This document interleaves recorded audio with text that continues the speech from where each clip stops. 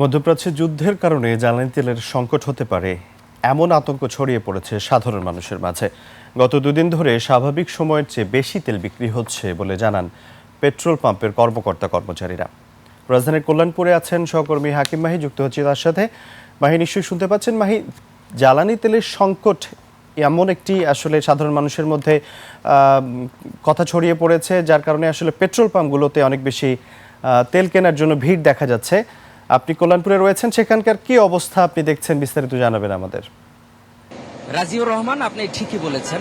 আমি সেই Khalek service station অর্থাৎ কল্যাণপুর দারুসালামের মাঝামাঝি যে পাম্পটি রয়েছে, আমি সেখানে রয়েছি। এখানকার জ্বালানি কর্মকর্তা যারা রয়েছেন এবং এই পাম্পের যারা ম্যানেজার রয়েছেন, আমি তাদের সঙ্গে কথা বলেছি। তারা বলেছেন যে সেই সকাল থেকে কিন্তু প্রায় 1500 গাড়ি তাদের কাছ থেকে ডিজেল, অকটেন, পেট্রোল, এলপিজি তারা কিন্তু এখান থেকে নিয়েছে। তারা আমাদেরকে জানিয়েছেন যে এই কয়েকদিন যাবত আপনি জানেন যে সেই মধ্যপ্রাচ্যে যুদ্ধ পরিস্থিতি কিন্তু সেখানে বিরাজ করছে এবং তারপরের থেকে কিন্তু একটি সম্ভাব্য সংকটের কথা চিন্তা করে আমাদের বাংলাদেশের যে সমস্ত গাড়ি চালকরা রয়েছেন, তারা কিন্তু এখানে ভিড় জমাচ্ছেন বিভিন্ন পাম্পে এবং তারা কিন্তু মজুত করছেন বর্তমানে তেলের।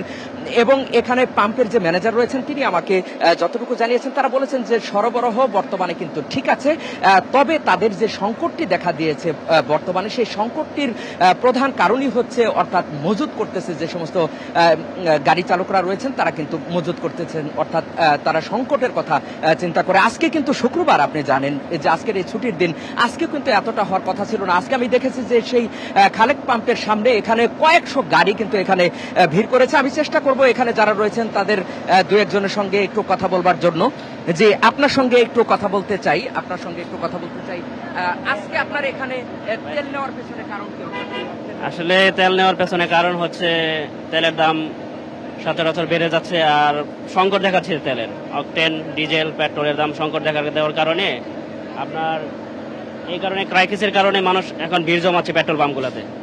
আরেকটা বিষয়, সেটা হলো যে সংকট হওয়ার তো কোনো কথা না।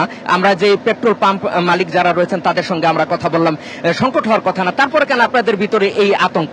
এখন তো দেখা যাচ্ছে যে আপনার প্রতিজন 300 টাকার উপরে তেল দিচ্ছে না। এই যে ক্রাইসিসটা শুরু হচ্ছে মানুষের মধ্যে, যে একটা মানে ভয় থাকবে কিনা থাকবে, এই কারণে আসলে মানুষের এই মানে লম্বা লাইন বা ভিড়, মানুষের জনগণের মনে একটা প্রশ্ন যে আজও এই যুদ্ধের কারণে থাকবে কিনা।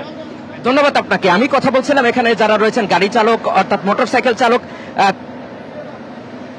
তার সঙ্গে আমি কথা বলছিলাম।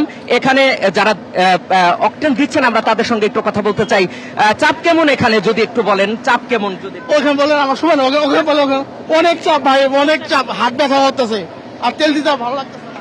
ধন্যবাদ আপনাকে। আমরা কথা বলছিলাম এখানে যারা অকটেন দিচ্ছেন তাদের সঙ্গে আমরা কথা বলছিলাম। রাজিউর, আমরা যতটুকু তাদের সঙ্গে কথা বলেছি, যদি সময় থাকতো আমি আরো দু একজনের সঙ্গে কথা বলতে চেয়েছিলাম।